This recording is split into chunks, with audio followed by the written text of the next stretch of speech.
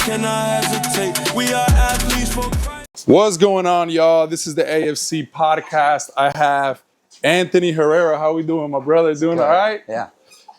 Anthony Herrera, a soccer midfielder and captain for his ECNL team at GSA. Also a varsity soccer player for Collins Hill High School. A straight A student. Anthony is an inspiring college soccer player wanting to major in engineering and looking forward to staying grounded. How you doing, man? Good. How you been? You enjoying the summer? Yeah. I've been working with my dad, just making money on the side. Got to get money to survive. To survive and make the girlfriend happy. That's funny. No, that's awesome you say that, because it's like not only are you a soccer athlete, but while at the same time you're also working and understanding how business works, how finances works by actually working. Mm-hmm. And so, man, you're on a great path, in my opinion, man. So congratulations on that. Anthony, I got a couple of questions for you. And for those who don't know, we're actually related to Anthony. All right, we wanna just break that down. He's actually our nephew, and I mean, we just have the privilege of knowing you. We've been able to see like your growth. We've been able to see your process and all of this, and it's just been a real blessing. And we want people to get to know you, man, because we feel like you're a special athlete for Christ. We feel like your journey is one that many players can learn from. Yeah. One of the questions I wanted to ask you was making varsity as a freshman. How did it make you feel to make varsity in your freshman year? So going into that freshman year, the summer prior, I would have soon to be teammates that would tell me like, "Oh, you're already gonna be on varsity. Don't worry about it. This and that." In my mind, I still had like, "Oh, like, am I really gonna be on varsity though?" Because varsity is gonna be it's like a big accomplishment, I guess. Yeah, freshman year especially. But yeah, I would say I didn't really think about it too much, because prior to that, I was coming out of the LN United Academy. Okay. So I didn't really have any I knew I had the skills and all that, so I wasn't really tripping. I was like, "Oh, I'll be on varsity." Like I had that confidence, Yeah. So I didn't really think about it too much, but That's awesome. That's just what I would say. So come tryouts, did you ball out during tryouts? So the weird thing about tryouts is, so with Collins Hill, I would say the Coach Gleason, he knows who he's gonna pick. He does research on the players before they even like when they're in middle school. Like I found that out like last year, because I remember there was this one kid. Hold on, what was his name? Oh, Alex, and he's a freshman this year. But last year, Coach was already talking about him, because he already knew him and he knew his research. Wow. Yeah, so Coach likes doing his research on players. So he already knows the team before it even tried. Yeah. So whenever tryouts was there, I was just like messing around in a way. What? Because he already knew what he was gonna pick. So I mean, it's a little bad to say messing around during tryouts, but at the same time I don't know why. But yeah, I was just playing around, just having fun during tryouts. So, I mean, and that's important, man. And I feel like as good as you are, you're playing around and still balling out, So, but no, that's awesome that you say that about your coach. It seems like he prepares very well. Yeah. Man, so kudos to him. Let me ask you this.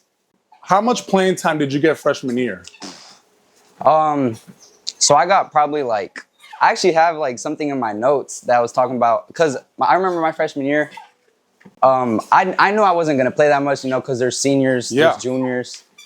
But I actually played more than I expected. I played 50, 60 minutes a game. Wow. But then when we made it to playoffs, when we went into playoffs, that's whenever I started seeing no play time.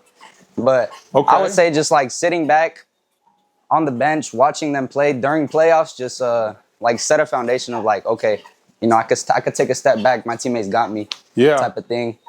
I can't do it all myself, so I would just say it humbled me in a way, because I couldn't be out there, just because it's seniority and stuff. Yeah. So, yeah, I would just say.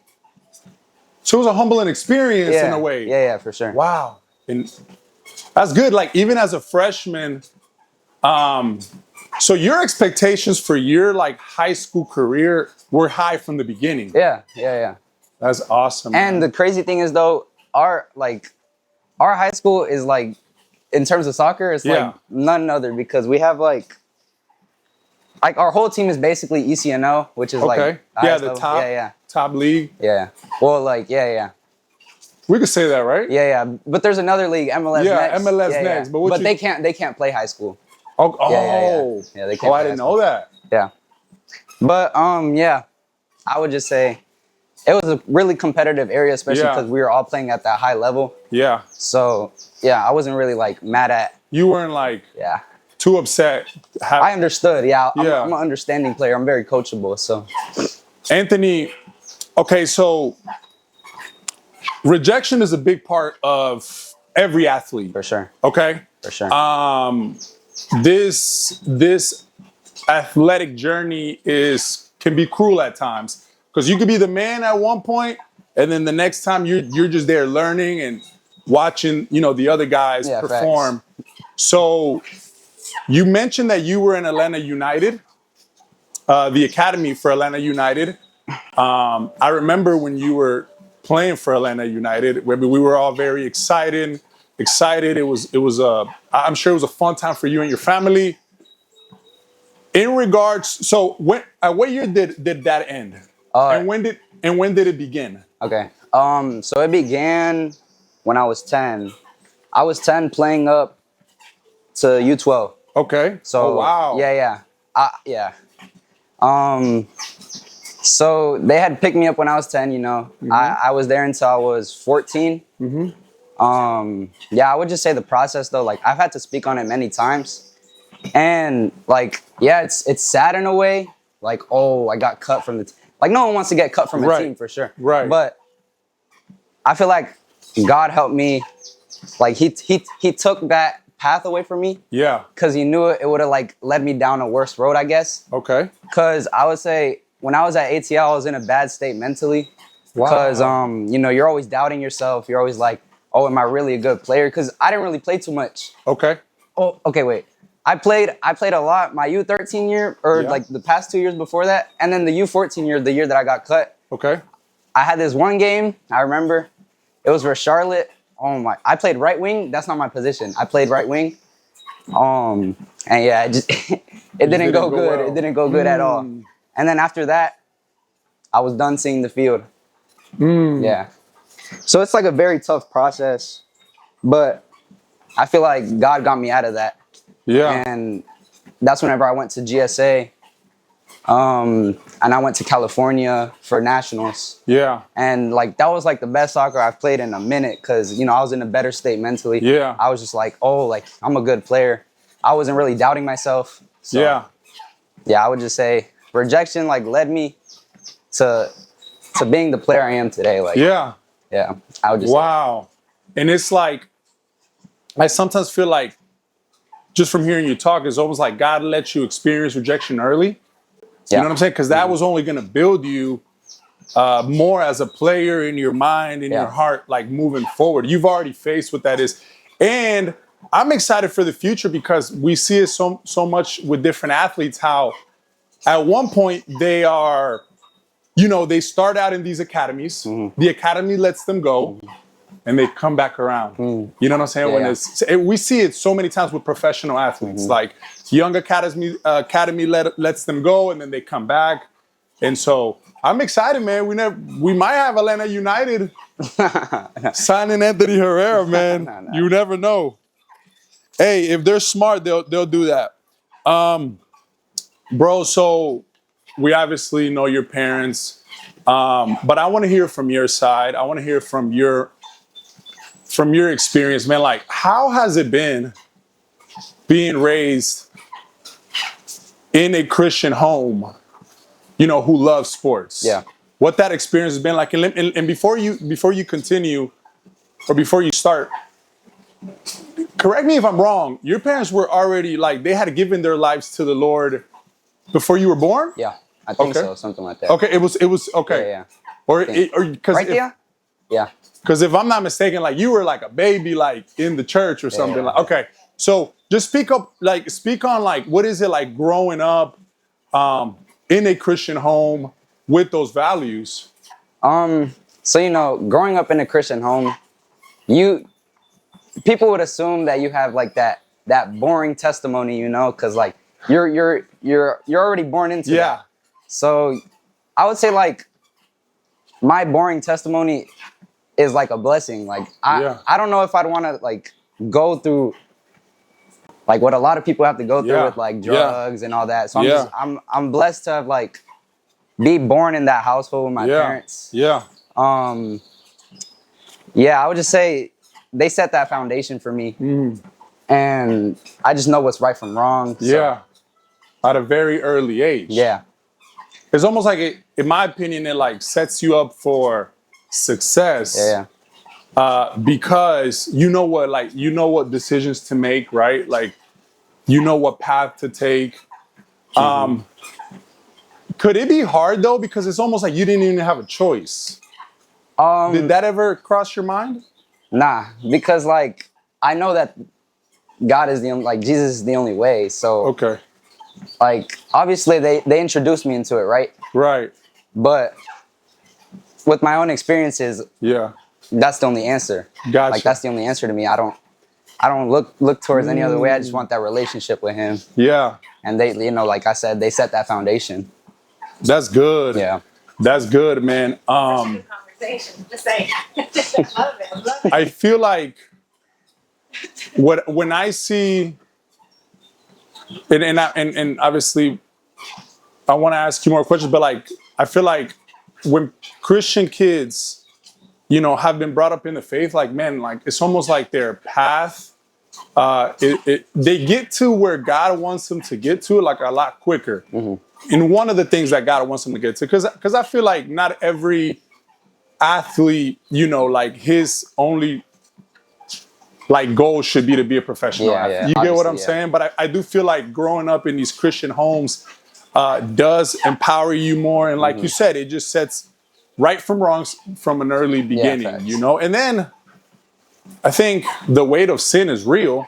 And in some ways you get to not have to deal with some of the sins maybe that a person, that had, dabbling in the world would have to. I want to ask you about your priorities. So you are 18, correct? I got that right. I would be. No, I'm 17. You're 17. I'm 17. Hey, we got to keep that in there. That's funny, man. I zoned out for a second. No, you're good. You're good. Well, when do you turn 18? Next year, January 23rd. Okay. Okay.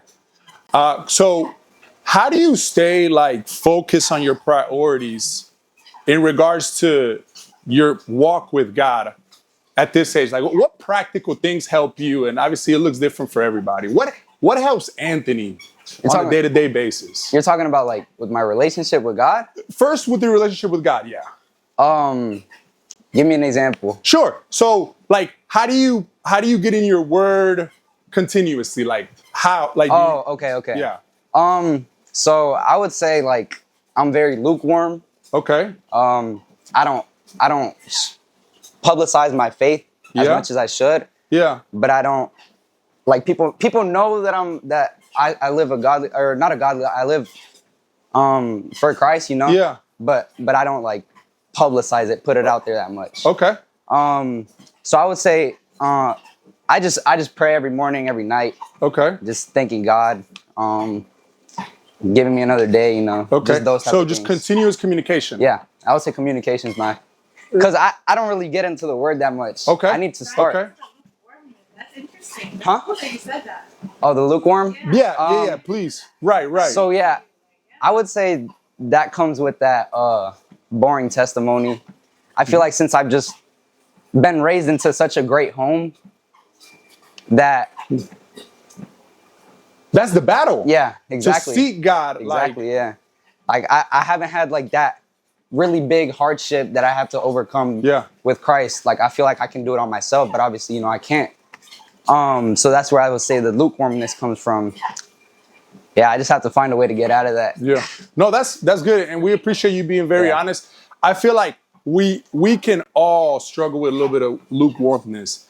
And you reminded me of one verse that does come to mind when people come to the faith, not being raised in the faith. And it's like, I think it says something like, he who is forgiveth much loves much. And so like, when you have been forgiven of like, very just wicked things, like, man, you're so grateful that you love God, and that's where some of that passion comes from. So, okay, you keep God in your communication. I feel like that's so important though, because, okay, like, it's a struggle for a lot of us to read the word for 30 minutes, to pray for 30 minutes, but don't let that stop you from just, hey, God, I'm bringing you in this moment. Yeah, facts. You know what I'm saying? In this moment. And we appreciate you even being honest, man, in regards to areas where you need to grow. For sure. And that's a prayer that, we pray for you guys. And that's a prayer for us as well.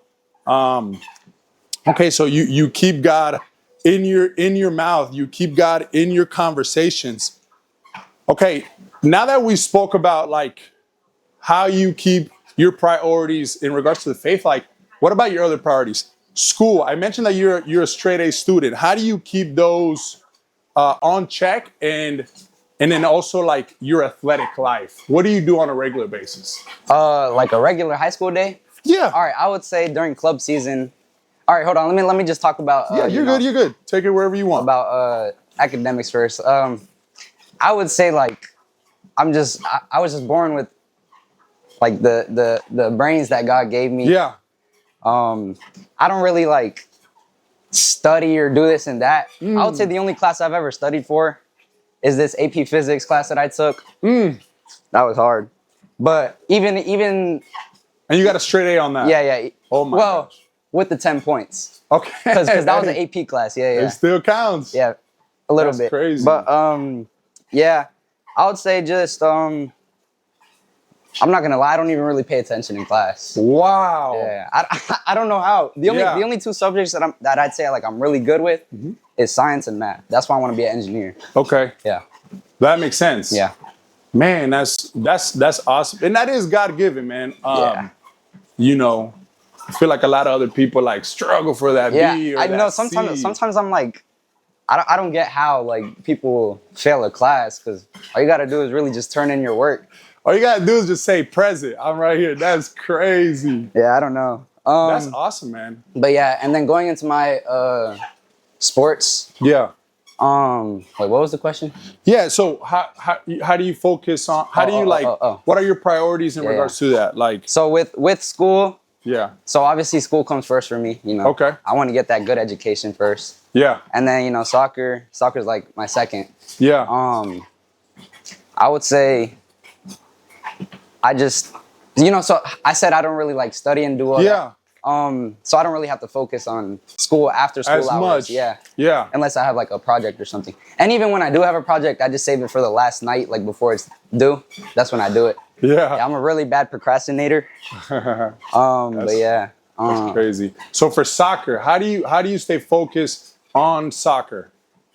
Like, what does that look like for you? Just go to practice? Do you do things outside of practice? Okay. Do you watch film? Okay. Like, so my mom, she's been recently getting like her certification in the sports injury prevention or whatever. Yeah. She's really big on that. She just got a passion for that like out of nowhere. I mean, okay, actually it wasn't out of nowhere. It was because I've gotten injured so much. Yeah.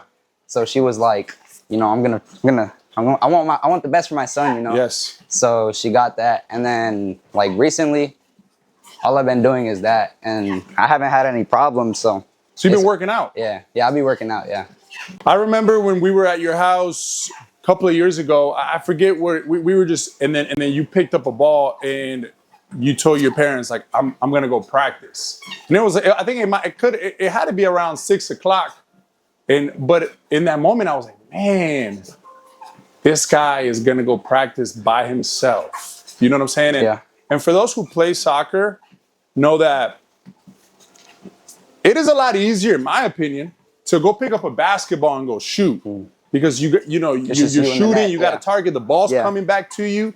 But to go and train by yourself in soccer, like, it takes a little bit of, you know what I'm saying, dedication. And when you did that, I was like, man, like he's different. Like he really wants this and he understands that he has to put in the work. At what age did that come? Like at what age did it click for you? How you were like, man, like if I want to be great, I got to put in extra time. I would say it was just natural. Okay. I don't know when it came. Yeah. But, you know, I knew I had to, you know, put in extra hours, extra work. Yeah. To be able to shine out on the field. I don't know, though. Sometimes I will say I'm lazy sometimes. I don't want to. And I'm not gonna lie and say, like, I don't want to, but I do because I don't. Yeah. But, yeah, sometimes I don't go work out. Sometimes I don't go train. And that will, like, affect me later. But I feel like when I do go out and train, I feel good. So yeah, I just have to like stay on that. Yeah. Keep praying. Yeah. That's so cool, man. Well, look, I think it's a great time for us to drink our recovery protein shake. So let's do that. You don't mind? Pop open the small fridge. Athletes for Christ smoothie, by the way. Or yes. protein shake. Protein shake. Each shake has a different verse. This one is Romans 8:25. I'm gonna let you read it, Anthony. But if we hope for what we do not have yet, we wait for it patiently. What a great reminder that just gotta be patient, man. Patient in the Lord. Go ahead. I'm gonna go ahead and have a sip at this. What's the QR code on the back? Wife? The hub. That's the hub. The hub? Oh, yeah, that's our IG on there, right? Oh, okay. Yeah, that's our IG.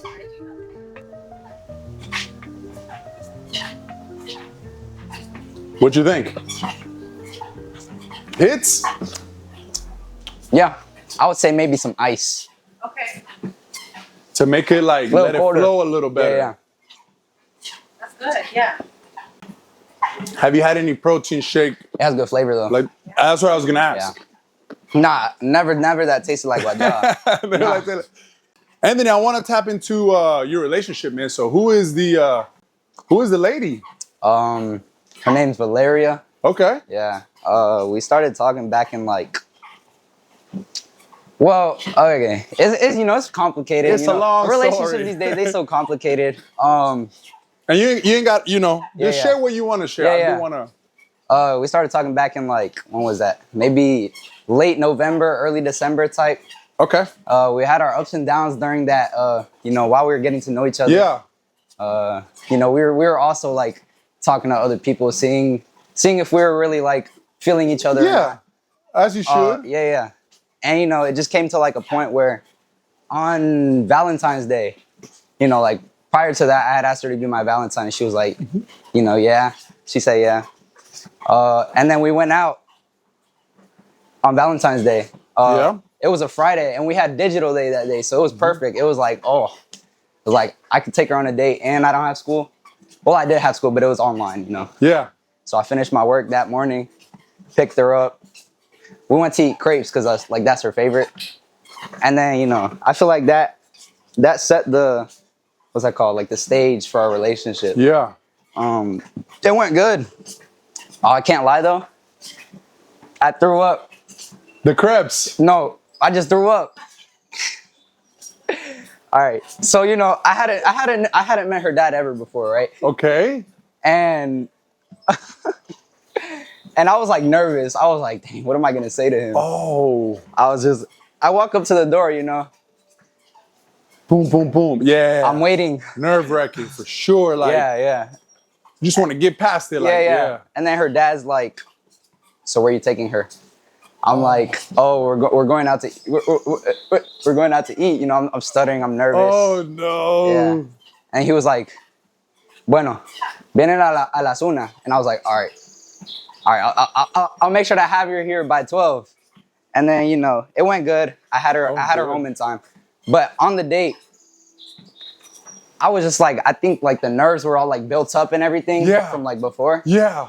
And that pressure had to be released. I finished the crepe and I was like, oh no.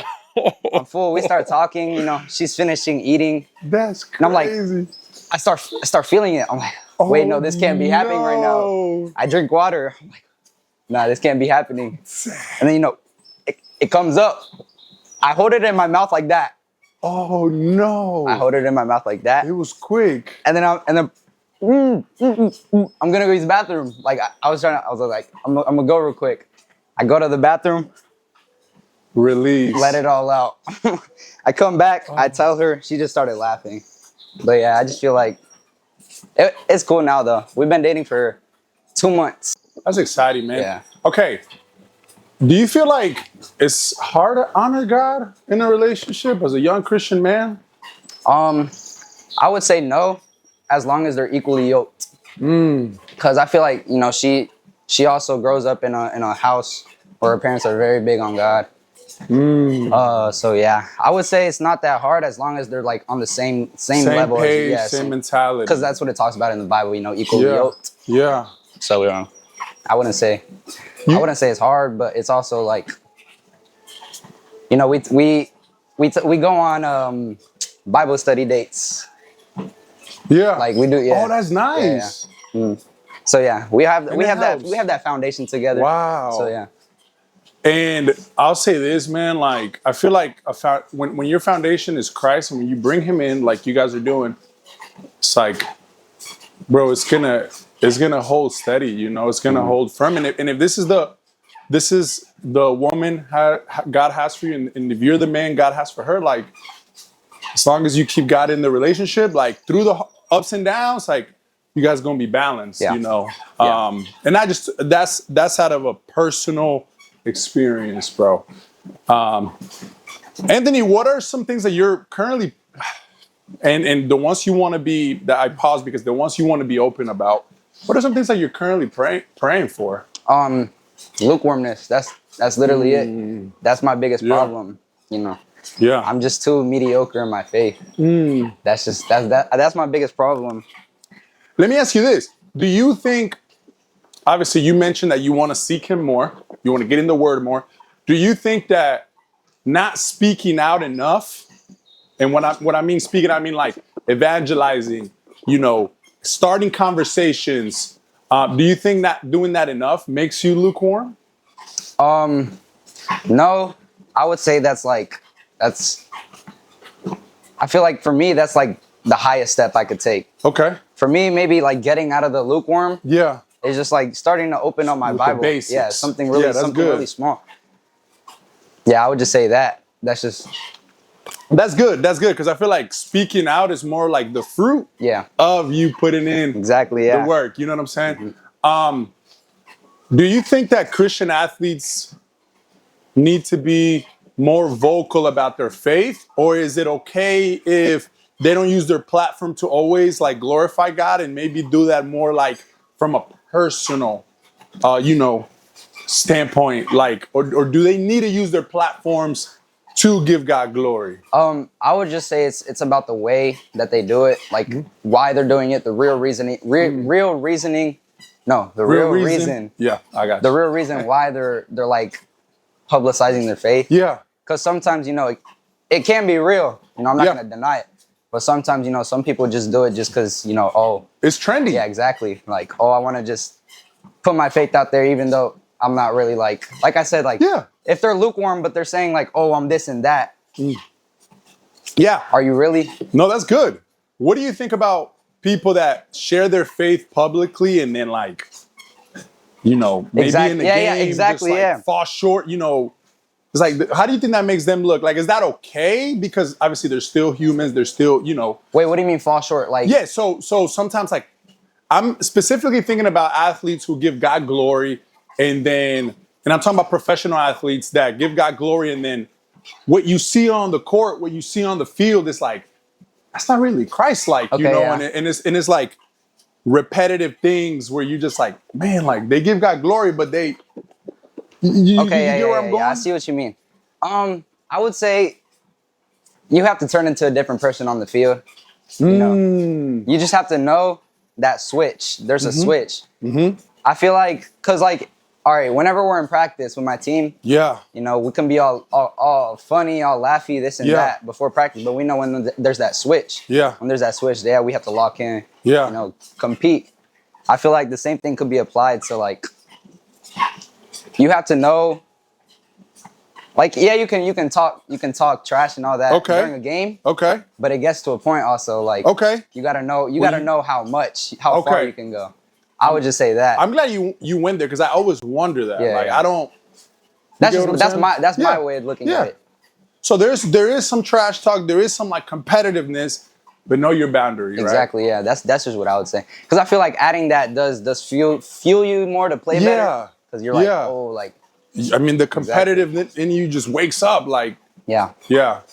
I'm glad you brought that up, man. Because I mean, that's something to think about. And I feel like all athletes, there's grace, man. Like we're humans, you know what I'm saying? Like, and this is these are competitive sports, man. Like your emotions are running high. Like that's just the nature of the game.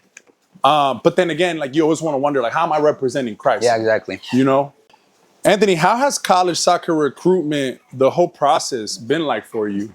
You're going into your senior year. Yeah. So this is probably where things start cooking. Yeah. I feel like, you know, God's already been cooking some stuff up. Okay. You know, I've had those colleges look at me, like multiple D1s. So yeah. I would say I have to just like take those blessings because, you know,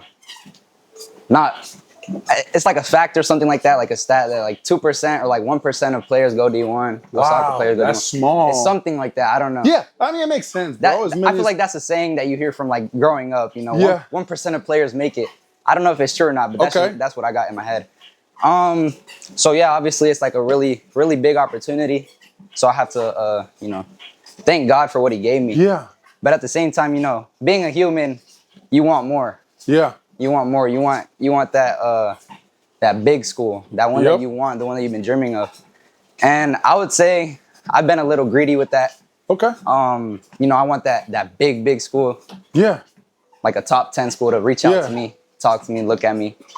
But yeah, I would say I can't let what I want outweigh what God wants for me. So that's good. Yeah, I just have to keep praying on it for him to like show me the way, show me what route he wants me to take. Anthony, so we're from Georgia. I don't know if the people hearing right now know that. We're in Georgia. Do you want to stay low? Like, do you want to stay local? Yeah. So yeah, I've had a lot of like California, Washington. Okay, California's a nice place, man. New York, but nah, I don't. It's too far from home. Too far out. Yeah, I want to stay in the Carolinas. Okay. That's where I'm going. All right. Hey, somewhere in the heard it here Carolinas. first. Yeah, somewhere in the Carolinas. Hey. Yeah, I don't want to go Carolina's too far. got good college soccer. Yeah, they do. Exactly. Yeah. Don't they? Yeah, they do. It's like the best. That's crazy. Best region of soccer, but for colleges. Yeah. I think. Yeah. I mean, there were some great D1 programs over there. That's awesome, Anthony. It's been really nice talking to you, man. We're gonna keep praying for you, man. Wishing the best for you. And is there anything, man, like any advice? It could be real quick that you want to give to any brothers that are your age, younger, or even older. Right here, man. Like, is there anything in your heart that you're like, I think you should know this, or if you want to just encourage, man? I would just say, just stay true to yourself, you know. And you can look at the camera while you do that. Yeah, I did. Just stay true to yourself. You don't have to like fit into this group, fit into that group. You know, it's really cliche, but I feel like God has given me a way of looking at things that it just comes to me natural. I know some people try to like force their way into groups. Yeah. And it doesn't look right. You know, you can tell they're the outlier. So I would just say, just stay true to yourself and be the light in the room. Don't follow, be the light in the room. Or don't follow, lead. Yeah, that's the one. That's beautiful, man. Thank you for doing this, Anthony. Yeah. We bless you, bro. Thank you. We gotta grow bold, man, we cannot hesitate. We are athletes for Christ, man, we gotta go all out. We are athletes for Christ, man, we gotta go all out, all out. I will wear apples, I'ma take fights.